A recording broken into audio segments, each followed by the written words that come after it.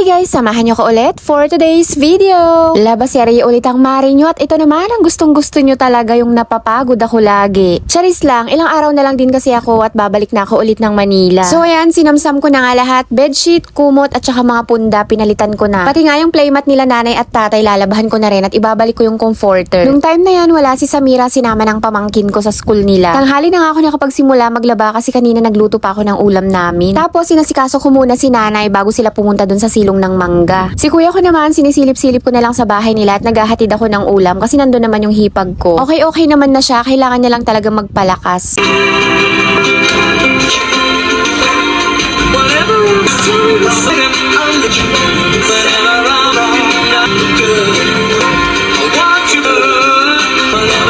Pati mga tuwalya nila ay sinama ko na para bago kami bumalik ng Manila ni Samira ay malinis yung towel nila at yung higaan nila. Tamang-tama lang bago dumating yung isang ate ko pag day off niya. Sa mga nagre-reklamo dyan at hinahanapan ako ng planggana, meron namang planggana dito sa bahay, tamad lang talaga ako gumamit. Mas trip ko yung timba gamitin, bakit ba? Charis, mas gusto ko kasi nagbabanlaw na nakayuko kasi maya't maya nagbobomba ako para aawas lang yung bula. Pag planggana kasi kailangan kong umupo, ang hirap tumayo. Alam nyo naman yung tuhod ng Marinyo, trintahin na. Buti sana kung may taga-bomba ako, hindi ako tayo ng tayo.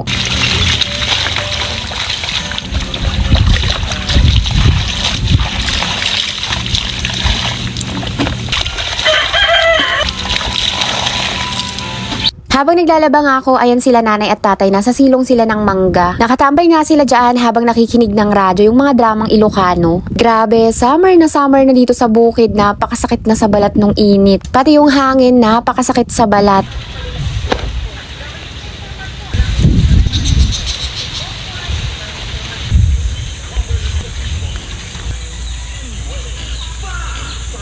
Pati nga yung mat na higaan nila, kinuskus ko na din. Hindi ko na nga lang na-videohan at baka matusta na ang Marinyo, Diyos mio.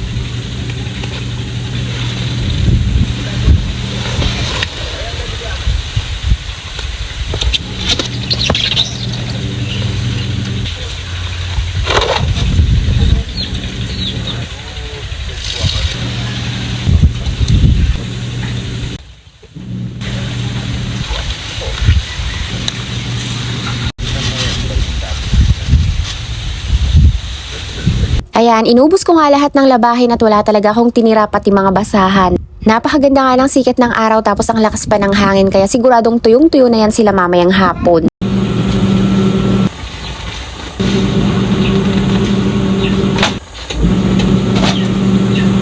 Para naman makapagpahinga si tatay ng ilang araw na hindi maglalaba. Kada 3 araw lang naman kasi maglaba si tatay or 4 na araw kasi 2 lang naman sila. Ang nagpaparami lang talaga yung mga naiihian ni nanay na tela sa araw. Hindi kasi siya nagda-diaper sa araw, sa gabi lang, lalo na ngayon sobrang init.